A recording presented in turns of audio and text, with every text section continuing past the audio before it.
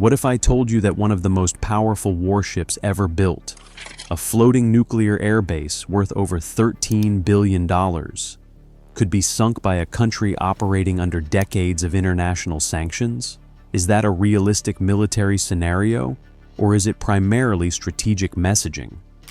Over the past weeks, tensions between the United States and Iran have intensified once again. A U.S. carrier strike group repositioned into the region. Additional air assets were deployed. Drone incidents near American naval forces were publicly acknowledged. And once again, Iranian officials repeated a familiar warning. If attacked, American aircraft carriers will be targeted. This is not a new claim, but it raises a serious technical question. Can Iran actually sink a U.S. nuclear-powered aircraft carrier?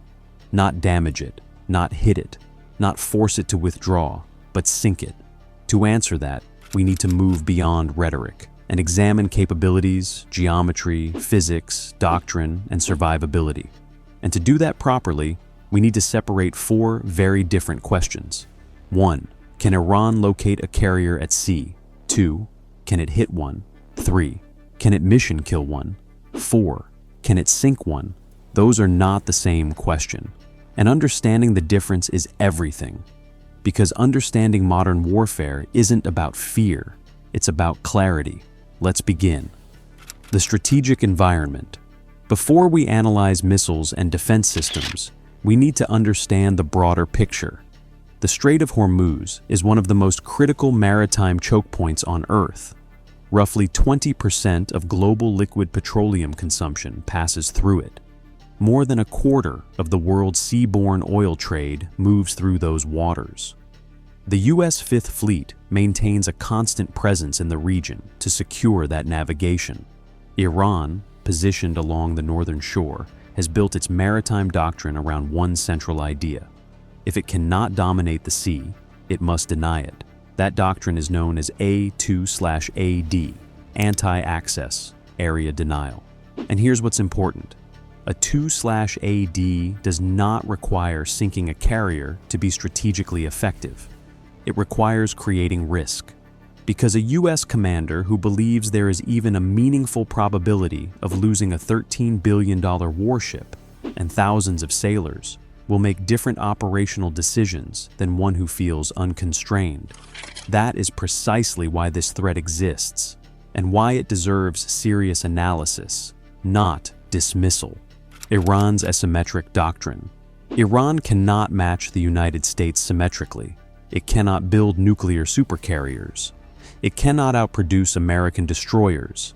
It cannot project power across open oceans. So instead of competing ship for ship, Iran built layered coastal denial. Sanctions limited conventional modernization, but they did not prevent Iran from investing heavily in domestic missile production, UAVs, naval mines, submarines, and fast attack craft. Its anti-ship strategy rests on 6 pillars: anti-ship cruise missiles, anti-ship ballistic missiles, naval mines, fast attack craft, swarm tactics, submarine operations, UAV reconnaissance, and strike. But here's the first uncomfortable truth. The missile itself is not the hardest part. The sensor network is. Because modern naval warfare is not about how far a missile can fly. It's about whether you can find, track, and update a moving target long enough for that missile to matter. Keep that in mind as we go forward.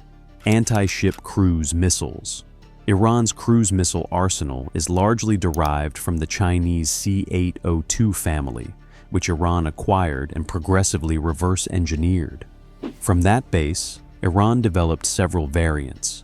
Noor, on the order of approximately 120 kilometers range Gator, approximately 200 kilometers Gadir, claimed up to approximately 300 kilometers, depending on source and configuration. Warheads in this family are generally estimated in the range of roughly 150 to 200 kilograms, depending on model and variant. These missiles share a common profile: subsonic speed, sea-skimming flight, just meters above the surface. That sea-skimming geometry compresses detection time. Radar horizon limits early warning. The window between detection and engagement becomes shorter. If launched in coordinated salvos from multiple directions, they attempt to saturate defensive systems. But here is the critical geometric reality.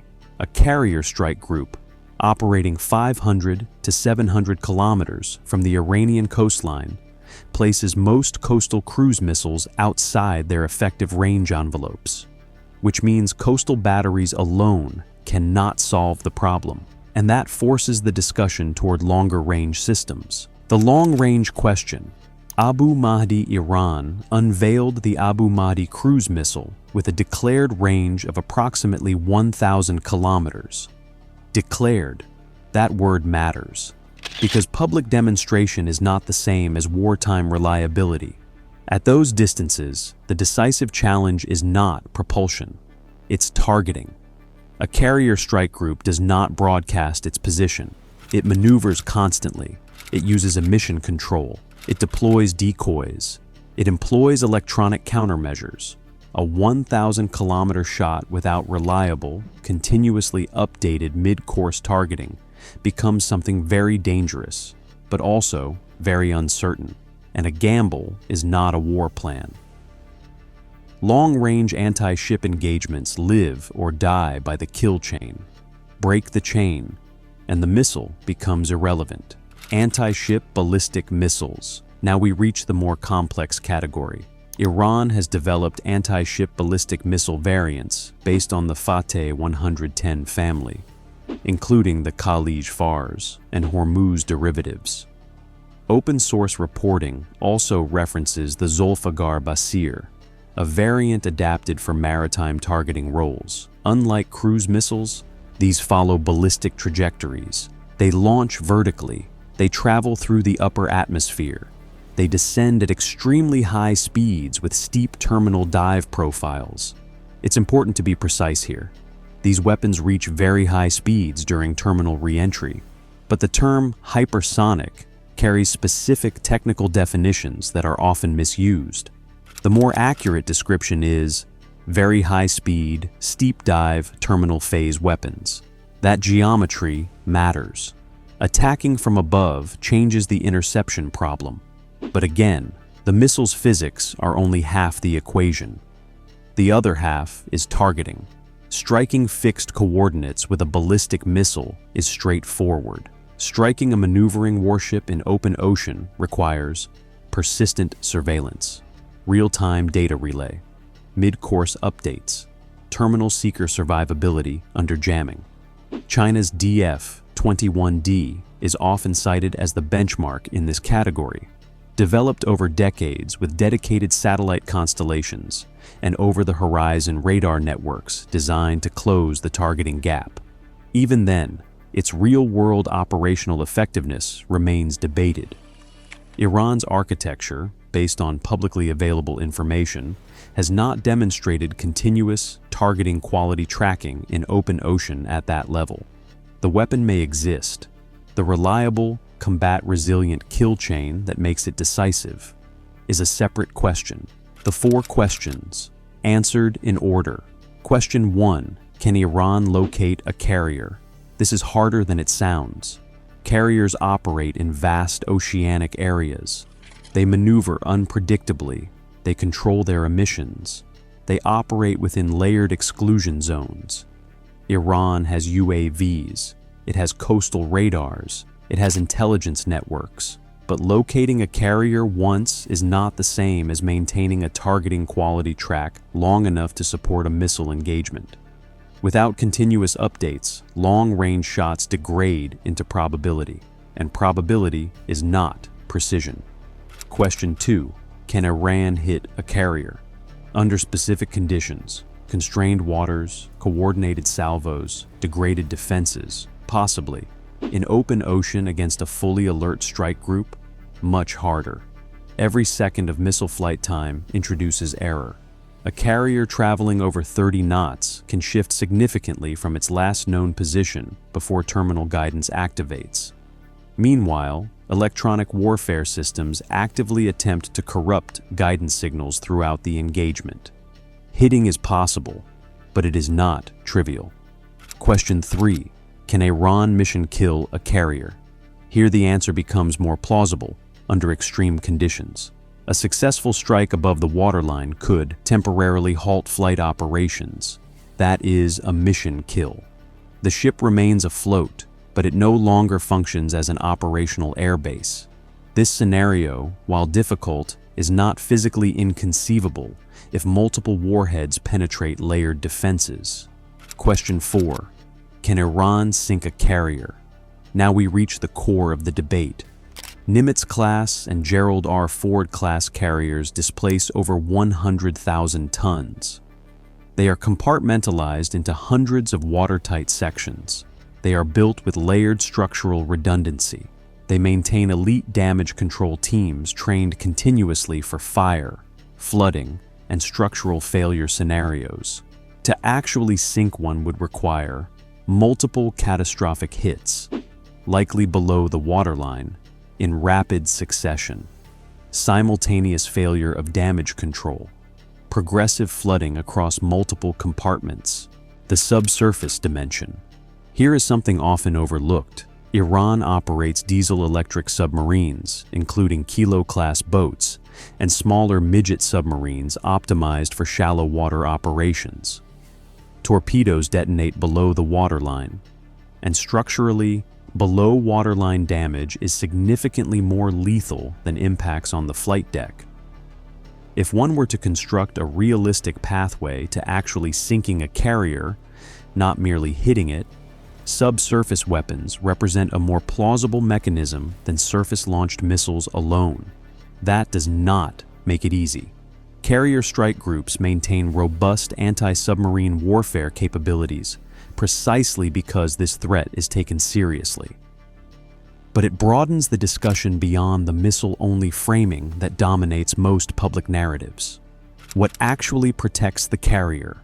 A carrier never sails alone. A U.S. carrier strike group includes Aegis-equipped cruisers and destroyers. Cruisers carry up to 122 vertical launch cells. Destroyers typically carry around 90 to 96. Not every cell contains an interceptor. Loadouts vary by mission.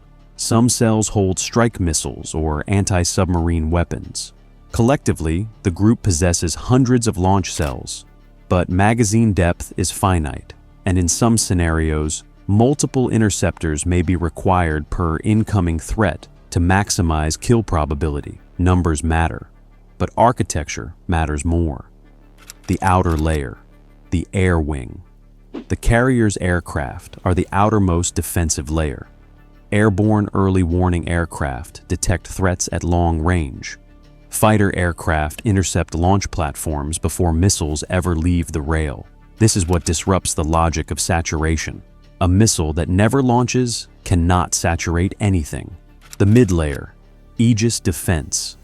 Aegis-equipped escorts engage inbound threats with layered surface-to-air missile systems, integrated radar, and electronic warfare support.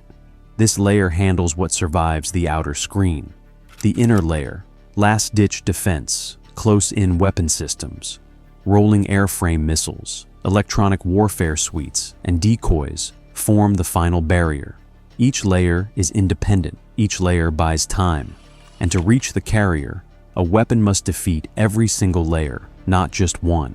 That asymmetry of requirements is critical. The defender only needs to succeed once at each layer. The attacker must succeed at every step of a long and fragile chain. The geometry of distance, operational geometry, changes everything. When a strike group operates hundreds of kilometers offshore, in the Arabian Sea rather than the confined Persian Gulf, the calculus shifts dramatically. Shorter-range coastal systems cannot reach it. Mine threats become negligible. Fast boat swarms lose tactical relevance. Distance is not just safety, it is strategy, the psychological dimension. So why repeat the threat? Because deterrence works through uncertainty. Iran does not need certainty. It needs doubt. If U.S. commanders must account for even a meaningful probability of catastrophic loss, that shapes planning. The threat to sink a carrier functions as a political instrument as much as a military one. And as political instruments go, it commands attention. Final assessment. Iran has built a serious anti-access architecture. It can create danger. It can impose cost. It can threaten escorts. It can complicate operations in confined waters. Under specific conditions, it could plausibly hit a carrier. Mission killing one is conceivable under extreme circumstances. But sinking a modern U.S. nuclear aircraft carrier, protected by a full-strike group, against the air wing, layered interceptors, electronic warfare, anti-submarine screens, and aggressive counter-launch doctrine, remains among the most difficult military achievements imaginable in modern naval warfare. Not impossible, but extraordinarily hard. And that distinction between possibility and probability is where serious analysis lives, not in dismissal, not in alarmism, but in clarity. If you found this analysis valuable, make sure to like the video. It helps this kind of content reach more people. If you appreciate breakdowns grounded in evidence rather than hype, subscribe and activate notifications. And in the next episode, we're going to explore something even more consequential. What would actually happen if the Strait of Hormuz were closed for 30 days? Because understanding modern warfare isn't about fear, it's about clarity. See you in the next video.